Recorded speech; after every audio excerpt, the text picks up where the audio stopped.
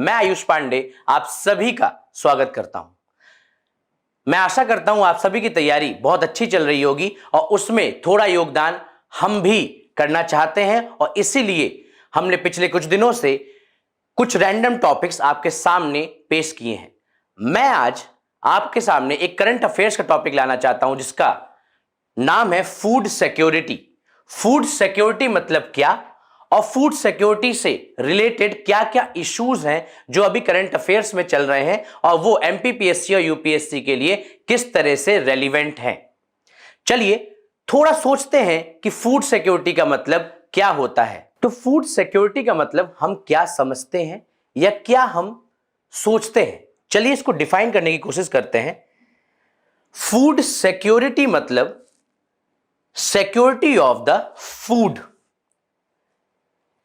मैं किस तरह से या मेरी फैमिली या यदि मैं एडमिनिस्ट्रेटर हूं, मैं कह रहा हूं मैं डिस्ट्रिक्ट का एडमिनिस्ट्रेटर हो सकता हूं, मैं इंडिया का एडमिनिस्ट्रेटर हो सकता हूं, तो मेरे लिए फूड सिक्योरिटी अपने सिटीजनशिप के लिए या एक सिटीजन के लिए किस तरह से मायने रखती है और उसका डेफिनेशन क्या होना चाहिए उस पर डिस्कस करते हैं।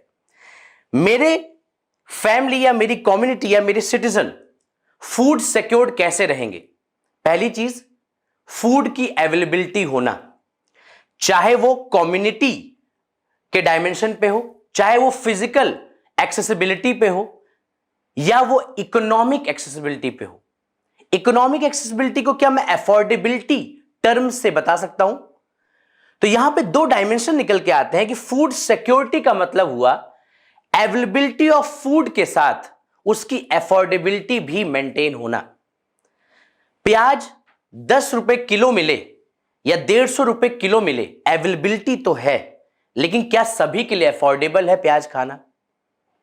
चॉइसेस अलग अलग हो सकती हैं, किसी को प्याज खाना ना पसंद हो, लेकिन यदि जनरल ट्रेंड देखें तो अफोर्डेबिलिटी भी फूड सिक्योरिटी इंश्योर करती है या नहीं करती है।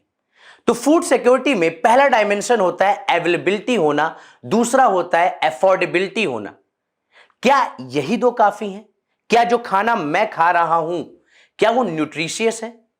क्या वो प्रोटीन रिच है? क्या उसमें मिनरल्स हैं? कितने विटामिन्स हैं? कितना उसमें फैट परसेंटेज है? कितना न्यूट्रिशियस है मेरे वेल बीइंग के लिए, चाहे वो मेरा मेंटल वेल बीइंग हो, मेरा फिजिकल वेल बीइंग हो। फॉर एग्जाम्पल आप सभी लोग जानते होंगे कि पिज्जा, बर्गर, एक्सवाइजेड कहीं ना कहीं एक लाइफस्टाइल चेंज के कारण आज की डेट में ये पॉपुलर है, लेकिन क्या ये हेल्दी चॉइस है? क्या इस तरह की फूड रोज खाने से क्या मैं सिक्योर्ड हूं न्यूट्रिशियसली? तो जो तीसरा डायमेंशन हमारे सामने आया कि अफोर्डेबिलिटी और अवेलेबिलिटी के साथ थर्ड थिंग जो बहुत इंपॉर्टेंट होती है कि एक न्यूट्रिशियस वैल्यू भी होनी चाहिए फूड में। This is food security. मेरे पास, मेरी कम्युनिटी के पास, मेरी फैमिली के पास, मेरे पास या मेरे पूरे सिटीजन या मेरी जो डेमोग्राफिक्स है, ठीक है, उन सब को फूड सिक्योरिटी प्रोवाइड करना मतलब उनकी अवेलेबिलिटी, एक्सेसिबिलिटी, अफोर्डेबिलिटी और जो उसका यूटिलाइजेशन है, जो उसकी न्यूट्रिशियस वैल्यू है, वो सभी यदि इंश्योर करा दी जाए तो हम फूड सिक्योरिटी इंश्योर करा चुके हैं। चलिए कुछ कमिटीज की डेफिनेशन या रिपोर्ट पे नजर डालते हैं। यूनाइटेड नेशन की एक कमिटी बैठी थी वर्ल्ड फूड सिक्योरिटी में, उसको किस तरह से डिफाइन किया गया है कि वर्ल्ड फूड सिक्योरिटी मतलब क्या होता है। यूनाइटेड नेशन कमिटी ने बोला है कि वर्ल्ड फूड सिक्योरिटी होता है कि it means that all people, सभी लोग at all the time must have the social, physical and economical accessibility or access to what? Sufficient amount, safe food, safe drinking water, nutritious food that should meet the food preferences. जो vegetarian है वो vegetarian खाए, जो non vegetarian है वो non vegetarian खाए। The food preference और उनकी जो डाइटरी नीड है जिससे वो एक्टिव, हेल्दी और एक वेल लाइफस्टाइल प्रमोट कर सके या उसको जी सके, यही है food security as per the United Nations. और फूड सिक्योरिटी क्यों इंपॉर्टेंट है, यहां हमको एक चीज समझना पड़ेगा कि फूड सिक्योरिटी किस तरह से एक इकोनॉमिक वैल्यू रखता है कंट्री के लिए, और क्यों वो हमारे ह्यूमन रिसोर्स डेवलपमेंट के लिए इंपॉर्टेंट है। आपने एक वर्ड सुना होगा डेमोग्राफिक्स। डेमो का मतलब होता है पीपल, डेमोज। ग्राफी मतलब ग्राफोस, ग्राफोस मतलब डिस्क्रिप्शन। डेमोग्राफी का मतलब यह होता है कि जो हमारे सिटीजन्स है या हमारे आसपास की जो कम्युनिटी है, ठीक है, वो हमारे लिए एसेट है। और यदि मैं उनकी फूड सिक्योरिटी का ध्यान देता हूं तो कहीं ना कहीं वो एक हेल्दी लाइफस्टाइल जिएंगे, चाहे वो फिजिकल हो चाहे वो मेंटल हो। और यदि वो फिजिकली और मेंटली वेल है तो वो मेरी इकोनॉमिक वैल्यू को ऐड करेंगे। कैसे? They will create a market by working for industry. They are the market for the industry. और अल्टीमेटली जितने अच्छे सिटीजन्स या डेमोग्राफी आप मेंटेन करोगे वो उतने ज्यादा डिविडेंड या प्रॉफिटेबल होते जाएंगे।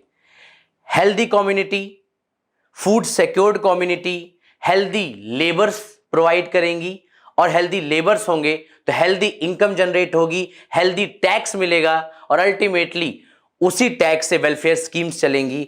वही जो पैसे वो लेबर्स कमाएंगे उससे मार्केट क्रिएट होगा, और अल्टीमेटली पूरी इकोनॉमिक साइकिल रन करेगी। तो इसीलिए फूड सिक्योरिटी पे बहुत ज्यादा ध्यान दिया जाता है फ्रॉम द डे वन। मैं भी आपको समझा ही रहा था कि क्यों फूड सिक्योरिटी इंपॉर्टेंट है। तो food security is very important for the developing countries like India, as the food security ensures the building unit of a healthy demographics, and healthy demographics in turn give you dividend profit for the country, चाहे वो social हो चाहे वो economical हो। तो ultimately food security हम जैसी country के लिए, हमारी जैसी कंट्री के लिए भी इंपॉर्टेंट है। और फूड सिक्योरिटी का मतलब बस अवेलेबिलिटी नहीं है, उसमें पैरामीटर्स आप सभी साथ डिस्कस किए जा चुके हैं। चलिए जल्दी से इसको रिवाइज कर लेते हैं थोड़ा सा। फूड सिक्योरिटी का पहला पैरामीटर जो हमने देखा था, food availability. The food must be available in the sufficient quantity on the consistent basis at the last corner of the country and to the last person in the queue। बहुत ही beautiful thing है, समझिएगा मेरे साथ कि food availability last corner of the country तक और last person in the Q, Antyodaya, जो last आदमी खड़ा है मेरी पूरी कम्युनिटी में वहां तक, और जो लास्ट फिजिकल बाउंड्री है हमारी इंडिया की वहां तक फूड की अवेलेबिलिटी इंश्योर करना गवर्नमेंट की जिम्मेदारी है। और वो सब गवर्नमेंट स्कीम्स के थ्रू या गवर्नमेंट इनिशिएटिव्स के थ्रू की भी जा रही है। तो फूड अवेलेबिलिटी मतलब आपके हर देश के कोने तक, चाहे वो फिजिकल कॉर्नर्स हो, फिजिकल डिस्ट्रिक्ट्स हो, चाहे वो सोशल कम्युनिटी हो, वहां तक फूड अवेलेबल कराना। कौन कौन सी ऐसी बॉडीज हैं जो फूड अवेलेबिलिटी इंश्योर करा रही हैं? फूड कॉर्पोरेशन ऑफ इंडिया, आपने सुना होगा एफसीआई के बारे में। फूड कॉर्पोरेशन ऑफ इंडिया, यदि मैं थोड़ा सा आपको उसके बारे में बताना चाहूं, नेक्स्ट लेक्चर्स में हम लोग और डीप में जानने की कोशिश करेंगे। Food corporation of India agriculture farmers से अनाज खरीदती है और अल्टीमेटली अनाज को पूरे देश में डिस्ट्रीब्यूट करने का काम करती है। आपने फेयर प्राइस शॉप सुना होगा, पीडीएस सुना होगा, पब्लिक डिस्ट्रीब्यूशन सिस्टम। ये वही तरीके हैं जिससे गवर्नमेंट ऑफ इंडिया हर जगह फूड अवेलेबिलिटी इंश्योर करती है। चलिए, तो फूड अवेलेबिलिटी के बाद हम एक नेक्स्ट पैरामीटर को समझते हैं। हमने बात की थी फूड अफोर्डेबिलिटी के बारे में। अवेलेबिलिटी के साथ अफोर्डेबल प्राइस में फूड इंश्योर करना भी फूड सिक्योरिटी का एक पैरामीटर हो सकता है और है। Ration card, fair prices shop, जहां पे सस्ते दाम पे आप फूड आइटम्स या सीरियल्स आइटम पा सकते हैं, ये गवर्नमेंट इनिशिएटिव का पार्ट है। ठीक है, आप सभी ने कभी ना कभी फेयर प्राइस शॉप या राशन की दुकान या कोऑपरेटिव्स देखा होगा जहां पे सस्ते दाम पे अनाज मिलता है। बहुत सारी गवर्नमेंट स्कीम्स हैं जो आपको सस्ते दाम पे फूड अवेलेबल करवा रही हैं अफोर्डेबल प्राइसेस पे। ठीक है, आप सभी का राशन कार्ड भी होगा और राशन कार्ड में जो लोग अंत्योदया स्कीम के अंदर में आते हैं उनको सस्ते दाम पे मिलता है, और जो बीपीएल के नीचे हैं उनके लिए भी ऐसी सर्विसेज की जाती हैं। तीसरा डायमेंशन यदि मैं बात करना चाहूं वो है फूड यूटिलाइजेशन। ये वही पॉइंट है जो हम बात कर रहे थे, जहां पे हम फिजिकल मेंटल वेलबींग या न्यूट्रिशियस डाइट के बारे में बात करते हैं। This refers to the safe, nutritious, mineral-rich availability of the food which can be utilized by the human body for the optimum wellness and healthy lifestyle. To ensure food utilization, the government has set up quality checkups and standardization guidelines and has been taking care of the scientific techniques like food fortification. ये word का मतलब क्या हो सकता है? Food fortification. कभी आपने कोई भी दूध का आइटम खरीदा है, उसमें एडेड मिनरल्स लिखा रहता है या एडेड कैल्शियम लिखा रहता है, ठीक है? आपने वुमेन हॉर्लिक्स देखा है कभी? वुमेन हॉर्लिक्स में एक्स्ट्रा कैल्शियम लिखा रहता है। फूड फोर्टिफिकेशन, फोर्टिफाइड फूड्स क्या होते हैं, मेरी बात समझिएगा। आयोडाइज्ड नमक में आयोडीन डालना, ऐसा नहीं है कि आयोडीन नमक में मिलता है, नमक में आयोडीन डाला जाता है। आप सभी को पता होगा आयोडीन की कमी से गॉइटर नाम की बीमारी होती है, ठीक है? और इस बीमारी से छुटकारा पाने के लिए आप सभी के बॉडी में और मेरी बॉडी में आयोडीन की कमी नहीं होनी चाहिए। सबसे अच्छा तरीका है कोई ऐसा फूड आइटम ढूंढिए जो सब जगह अवेलेबल हो, अफोर्डेबल हो और सब खाते हो। नमक से अच्छा कुछ हो नहीं सकता। उस नमक में गवर्नमेंट ऑफ इंडिया ने क्या किया? फोर्टिफाई कर दिया आयोडीन को मिला दिया, और उसके बाद आयोडाइज्ड नमक हम सब खाते हैं, और जो आयोडीन की डेफिशिएंसी से गॉइटर हो सकता था उसकी प्रोबेबिलिटी घट जाती है।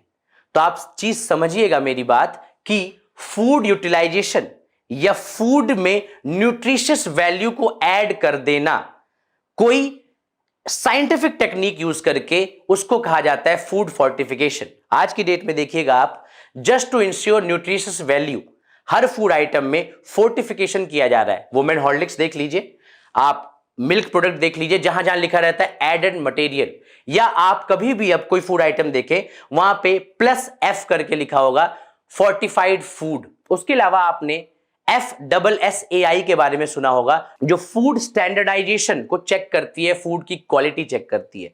तो तीसरा पैरामीटर है जहां पे हमको न्यूट्रिशियस वैल्यू का, स्टैंडर्डाइज्ड प्रोडक्ट का, और सबसे बड़ी बात है हमको क्वालिटी चेक का ध्यान रखना है, क्योंकि जो फूड अफोर्डेबल अवेलेबल हो रहा है वो न्यूट्रिशियस भी होना चाहिए। तो फूड यूटिलाइजेशन या फूड फोर्टिफिकेशन वो टेक्निक है जिससे हम किसी भी फूड, किसी भी डाइटरी नीड को हम न्यूट्रिशियस वैल्यू ऐड कर सकते हैं। तो food fortification is a scientific and innovative technique through which desired nutrient can be added to daily diets to ensure any deficiency lead diseases to the citizen. क्योंकि सब लोग healthy nutritious food afford नहीं कर सकते, तो कुछ ऐसी basic diets में हमको फूड फोर्टिफिकेशन की मदद से न्यूट्रिशन को ऐड कर देना है, अल्टीमेटली फूड सिक्योरिटी इंश्योर करनी है। अभी मैं बात कर ही रहा था कुछ गवर्नमेंट एजेंसी के बारे में जो फूड सिक्योरिटी मैकेनिज्म में हेल्प करती है, जिसको हम आगे के टॉपिक्स में भी डिस्कस करेंगे। यदि बेसिकली हम देखें, ठीक है, प्रीलिम्स लेवल पे, तो फूड कॉर्पोरेशन ऑफ इंडिया ये एक पब्लिक सेक्टर अंडरटेकिंग है जो फूड एंड डिस्ट्रीब्यूशन डिपार्टमेंट में आती है, जो ministry of consumer affair and food public distribution के अंदर आता है। मेरी बात सुनिएगा, जो मिनिस्ट्री है कंज्यूमर अफेयर्स की, फूड की और पब्लिक डिस्ट्रीब्यूशन की, उसके अंदर एक डिपार्टमेंट आता है फूड एंड डिस्ट्रीब्यूशन। उसके अंदर फूड कॉर्पोरेशन ऑफ इंडिया का काम है अवेलेबिलिटी देनी फूड की। नेक्स्ट इज FSSAI, हमने बात की थी क्वालिटी चेक एंड स्टैंडर्डाइजेशन की। It is a statutory body establish under food safety and standard act of 2006 और ये दिल्ली में हेडक्वार्टर्ड है। ये सभी प्रकार के क्वालिटी चेक या स्टैंडर्डाइजेशन स्टैंडर्ड्स को देखते हुए फूड सिक्योरिटी इंश्योर करती है। फूड कॉर्पोरेशन ऑफ इंडिया और FSSAI के बाद the most important is food security act of 2013। ये वो पॉलिसी है, ये वो एक्ट है जो हमारे देश में फूड सिक्योरिटी या उसकी जो भी गाइडलाइंस है उसको इंश्योर करता है। और this is the major act implemented and has been formulated for ensuring food security in the country. ठीक है, NFSA एक्ट आपके लिए भी इंपॉर्टेंट है। ठीक है, इसको आगे आने वाले लेक्चर्स में हम और अच्छी तरह देखेंगे। मैं होप करता हूं, मैं आशा करता हूं कि आपको फूड सिक्योरिटी और उसके कुछ डायमेंशंस को मैं अच्छी तरह समझा पाया हूंगा, और हमारी ये कोशिश हमेशा चलती रहेगी। Thank you, thanks a lot.